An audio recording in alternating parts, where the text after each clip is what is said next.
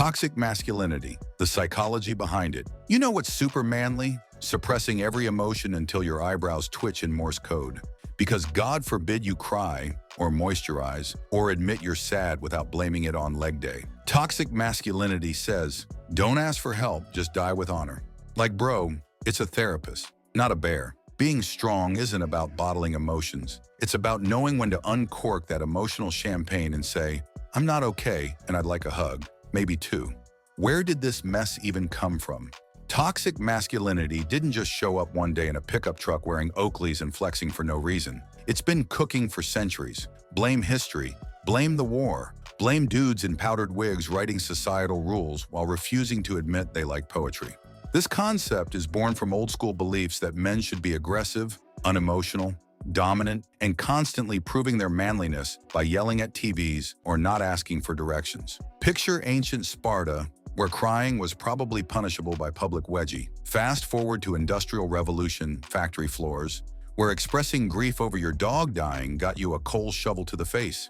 And if you stray from that script, you get labeled weak, soft, or worst of all, a guy who drinks almond milk and journals. The point is, this stuff is cultural, passed down like an emotionally constipated family heirloom. It spreads through sitcoms, sports locker rooms, action movies, and even birthday cards for boys. Tough guy became the default setting, and emotional suppression was baked into the firmware. Generations were taught that worth is measured in how well you can suffer silently. Grandpa fought in a war and never spoke of it. Dad worked 50 years and called it love. And now, we have a world full of emotionally repressed men who don't know the difference between feeling sad and needing a nap.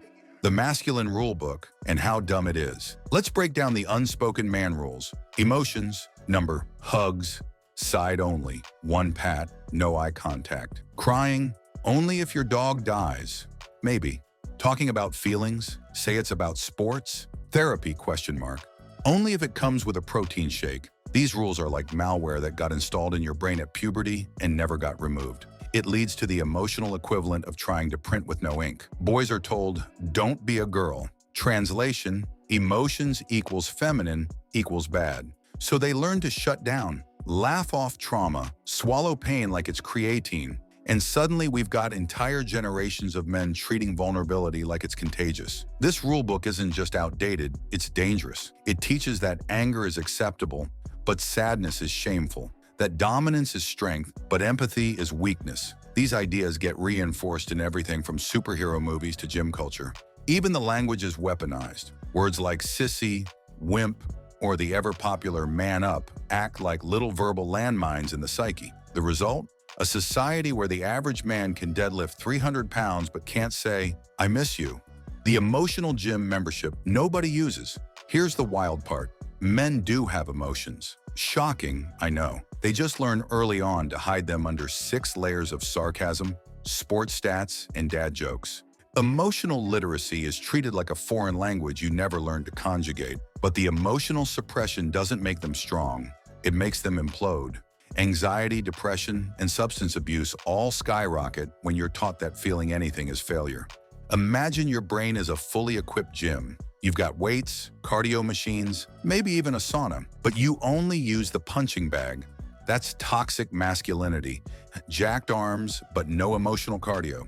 The emotional gym isn't just about sadness. It's joy, love, regret, hope, fear, and yes, crying when a Pixar movie hits you in the soul.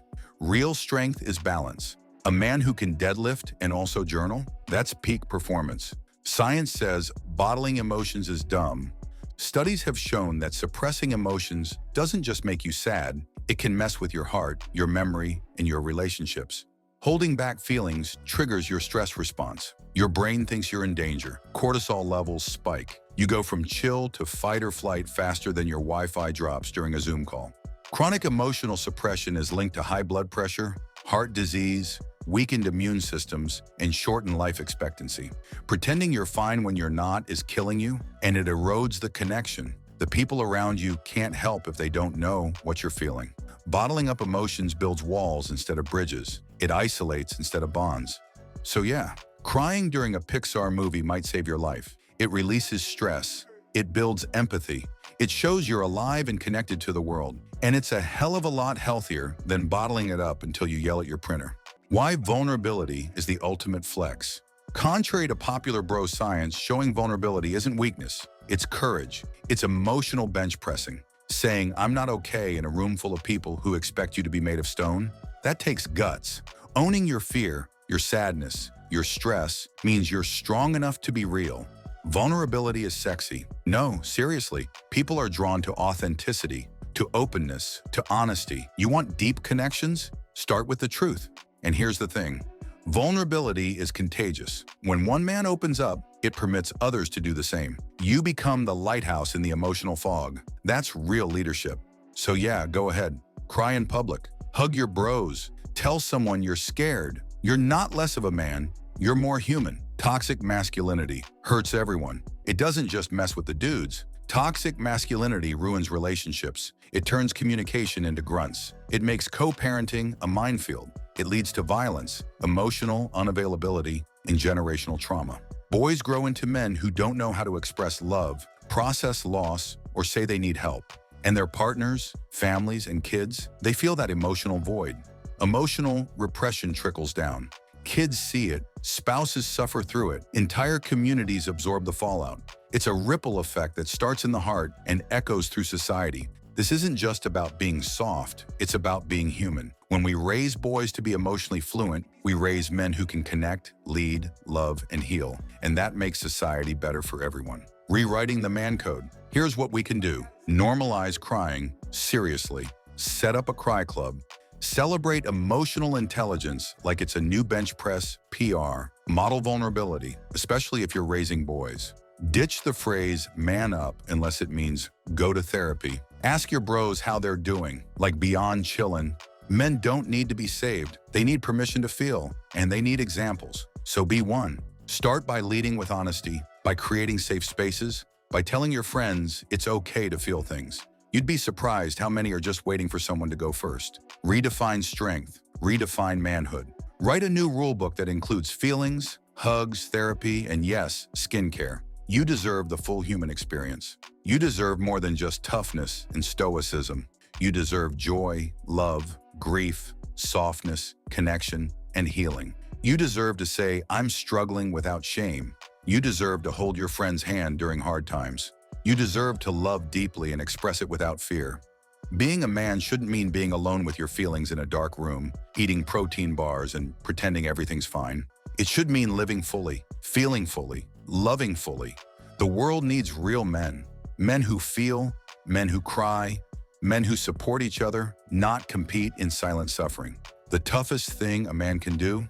Be honest with himself. The bravest act in a world of toxic masculinity isn't punching something. It's feeling something. It's choosing growth over ego, love over dominance, truth over performance. So let's redefine strong. Let's make space for softness. Let's raise boys who are free to feel. Let's give men back their full emotional range. Because the world doesn't need more tough guys. It needs real ones. Be a man. Hit subscribe, cry about it. If this made you laugh, think, or feel personally attacked in a good way, then smash that like button like it's generational trauma. Subscribe for more deep dives into the psychology of being a better human. And drop a comment below. What's one emotion you were taught to hide? And how are you unlearning that today? Let's build a world where men cry, hug, heal, and flourish. And yeah, moisturize too. Your future face will thank you.